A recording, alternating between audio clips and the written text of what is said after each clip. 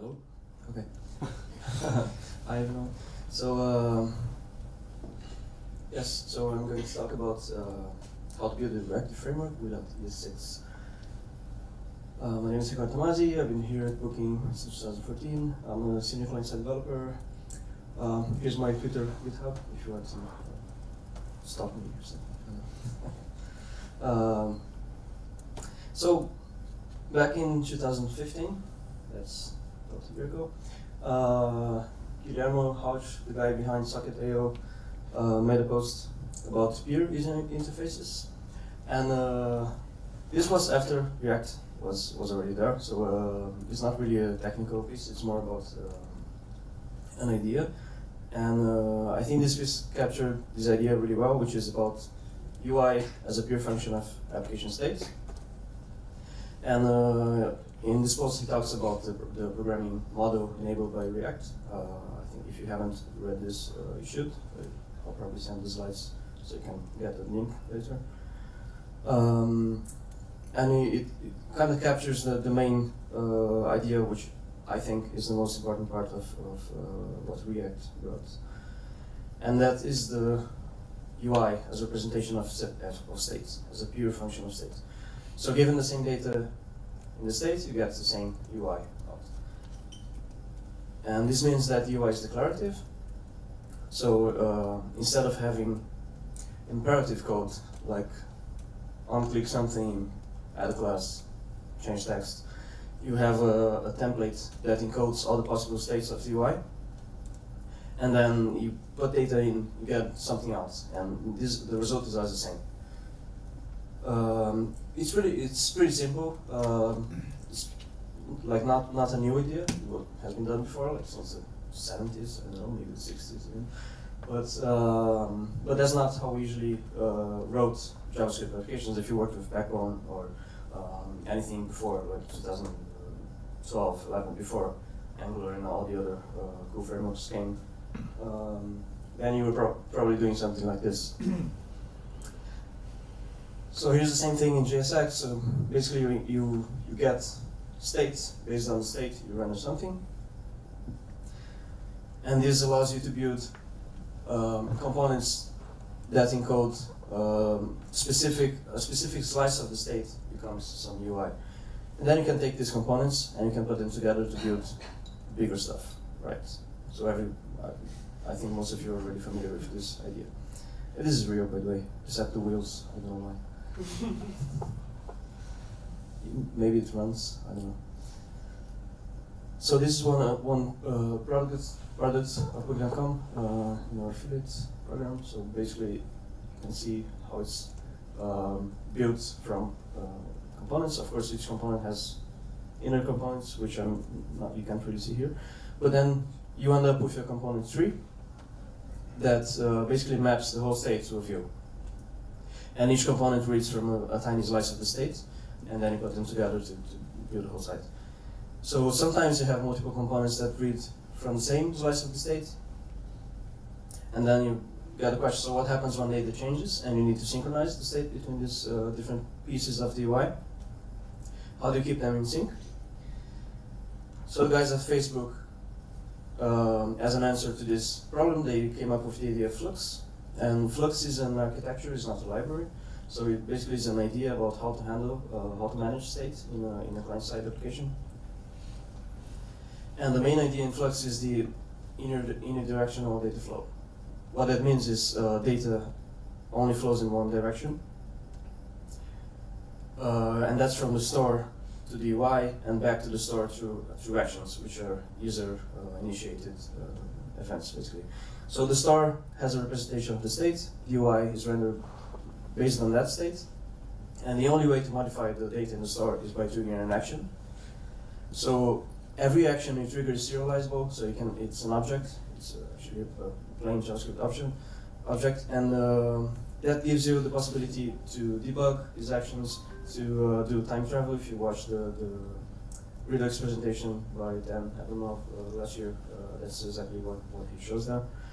And then if you stick to this model, you have a guarantee that every component on the page is going to be reflecting the actual current state and not have problems where you will update something here, but you forgot to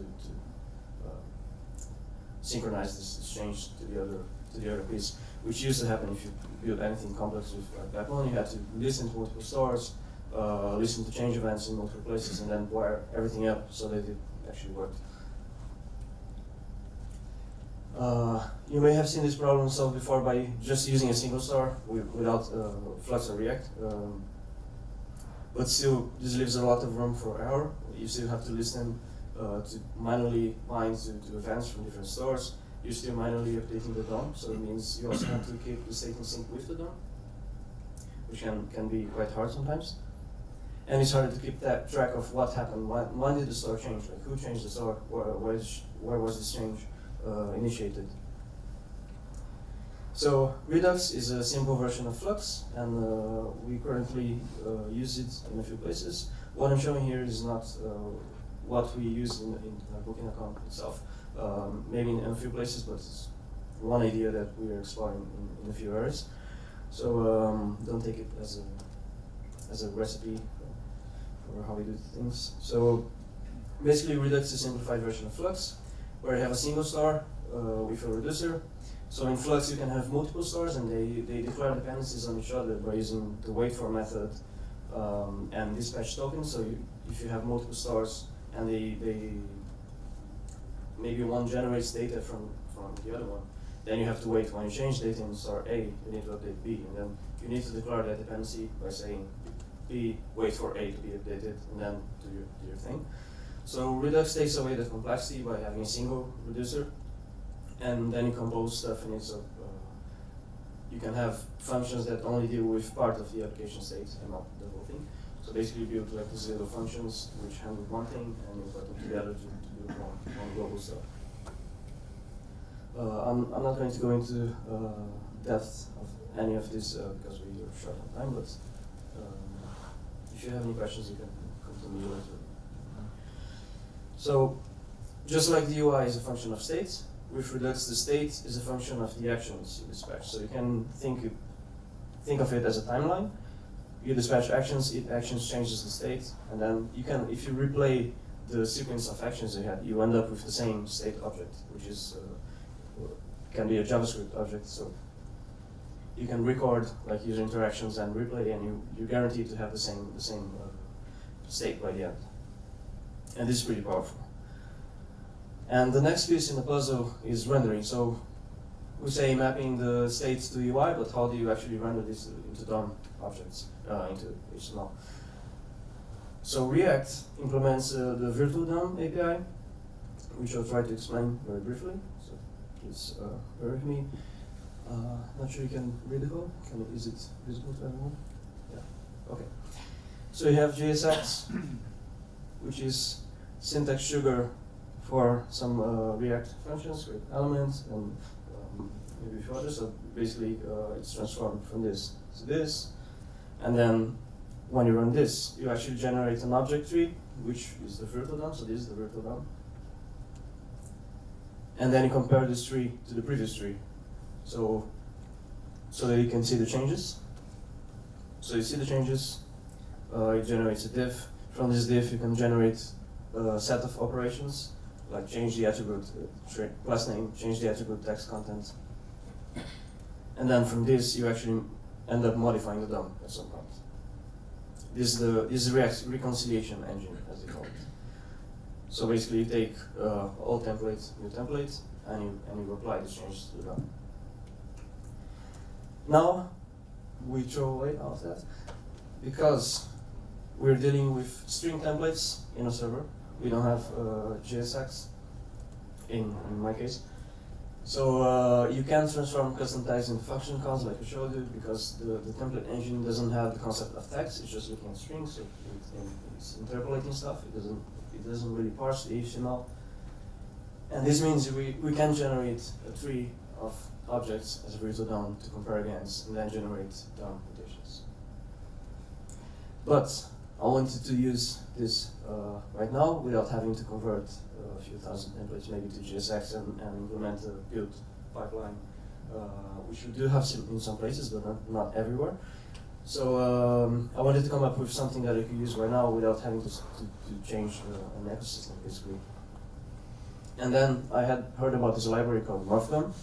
So this guy at eBay is writing a UI framework of his own, and one of the pieces of it is Morphdom library. And what it does is it takes some HTML as a string, turns it into actual DOM, and you can imagine like creating a div or a document fragment setting in your HTML. So basically you get the browser to parse this into DOM objects. And it turns out that the browser is really good at taking HTML and making it DOM objects. That's surprising, right? So this is pretty fast. And then what Morphdom does is it takes this new DOM, you can see here, and the old one, and then it walks down the tree comparing both, and modifies whatever is needed to make the DOM reflect the one you gave it. So it may change some attributes, replace some elements. Sometimes it takes an entire element from the new one, from the new DOM, and just puts it inside the actual page DOM, because it's faster, so it has a few optimizations, but it will maybe destroy the old one, so if you look at it, it's completely broken, but you're not going to use it anyway. So basically it takes the old one, apply the changes to the new one, without the virtual DOM abstraction in between. And it's still pretty fast. If you look at benchmarks, it's a bit slower than React, but that's still plenty fast for most cases. So you can render a whole page in milliseconds, like 0.something milliseconds. And the reason for that is that Morphdom doesn't touch any properties in the DOM that cause like repaint, reflow, so it just reads properties that don't trigger that. So it avoids expensive operations, basically. So here's what the system looks like when you look at the code. Here's the ES6, so we don't have ES6. So we have a component constructor. It takes an element and a template. And you can imagine the template is any template engine you can have on the client side. In our case, it's HTML template. It's a Perl-based engine. So the render function in the components basically takes the template, gives it the state so it can render whatever is needed, and then HTML is a string here. And then we pass this to Morphdom saying, please make this .l reflect this HTML. And then it will parse the HTML into DOM, it will compare both trees, and apply all the necessary changes. We also have to add some hooks to Morphdom to make it, to allow for nested components. So whenever you're rendering and you find another component inside, the rendering is delegated to this inner component. And we do this by using these hooks on before element updated, on before element children updated. There are a few other ones. And Morphdom will trigger this whenever a change happens on each node. So we have access to the node, and then we can compare, like, is it a component or not? Does it have a render method? If it does, stop right here, return false, and pass rendering to the component. So if you want to implement this, you extend the base component class with an init function. In React, this would be, like init, does anyone remember? Render DOM, maybe? No, init. Init something, basically. So basically, when you initialize component on an element. So in this case, we're subscribing to the store, which can be a Redux store or maybe something else. We define some events, which will be delegated to the root element, and inside these event handlers, we dispatch actions to the store. And this template can be rendered in the server or the client. And the cool part is it could be anything. So in this case, you can see HTML template. There's only one variable being interpolated there, counter. So this is HTML template. It could be PHP, maybe, anyone? No. It could be handlebars, it could be anything. So this setup is template agnostic. So let's step back and take a look at what's happening. So we have a star, we have a UI, and then what happens is we dispatch an action to the store. The projector is a bit slow. So the store receives an action, it passes this action to the reducer function, which will update state. You've probably seen this before in Flux or Redux or something like that. Basically, it returns a new state with the. This is a counter, so if it was 0, then you get a new counter with the value 1. And then the store triggers a change event, which is listened to by the UI or the parent component, and that triggers rendering. And then rendering, of course, is coming off the dome and saying, please take this template, apply the changes to the DOM. And as you can see, so we have component 3. So in the case I showed before where the component subscribes to the store, you only need to do that in the parent component. And then each child component will update along with the parent. The good parts of this, one is it's template agnostic, so you can use anything. It doesn't really care as long as you give it an HTML string. So you don't need a specific template language. You can use whatever you used, which in my case was good. I could continue to use the template engine I had in the project. Everyone is already familiar with it. There's no learning curve. It's isomorphic, so I can render the same thing in the server and then apply initialize component on the client, and it will just update whatever is needed. I don't need to re-render the whole thing.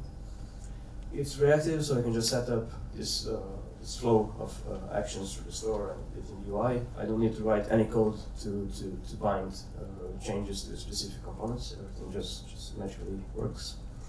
And also there's no build step, so you can use this in a static project without any build process. That's why I mentioned Node.js. So you can do this in plain HTML.js anywhere. The bad parts, potentially bad, is this potentially is lower on mobile devices. Virtual DOM deals with plain objects, so it's much cheaper to just go through them, look at the changes, and manipulate them. It's not so easy to initialize properties if you use React. Things like passing a prop down to child components is not possible here because everything is a string. So you'd have to do like JSON stringify something, and then again parse that into JavaScript when you want to use it, which can be expensive. So you can do like pass objects out of band, like set an ID and then read from that ID, which is kind of complicated. So this is potentially confusing part. And there's also not a good story for CSS animation. It's doable, but it's not built in. Like you have to come up with a few workarounds, which I believe used to be the case with React as well. And that's it. Thank you. I'm a bit short. Hopefully, I'll bring the whole thing back to normal schedule.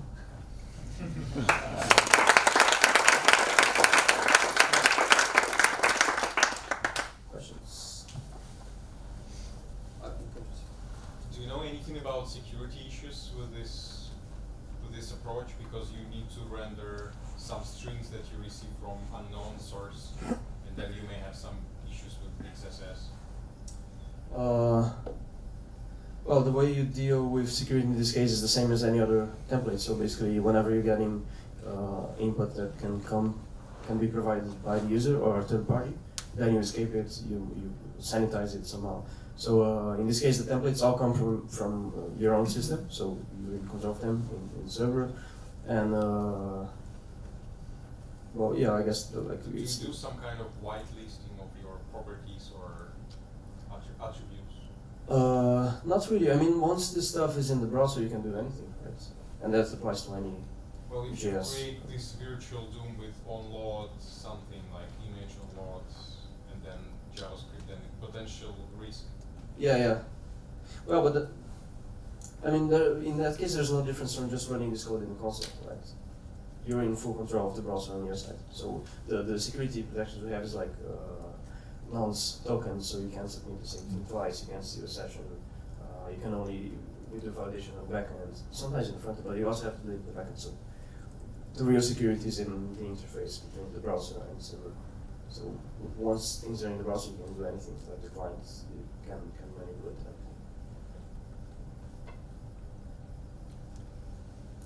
Yes. How does Morphdom decide what properties it's changing and what not to avoid heavy painting?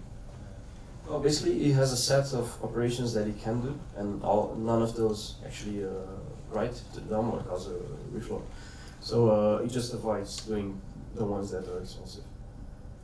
And the Markdown source is like, I think it's like 1,000 something lines of code, so it's really readable. It's 2 kilobytes of JavaScript. It's really easy to understand.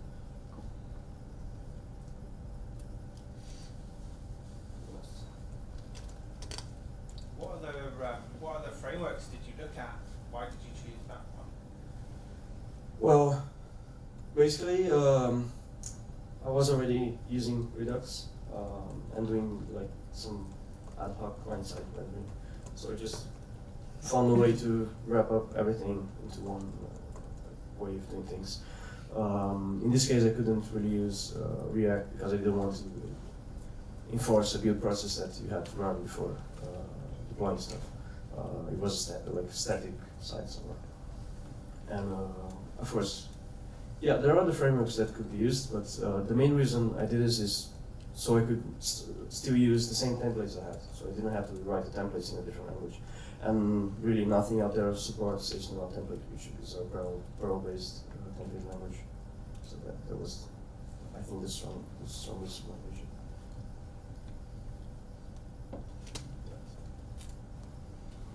All right. Well, thank you very much. Thank you.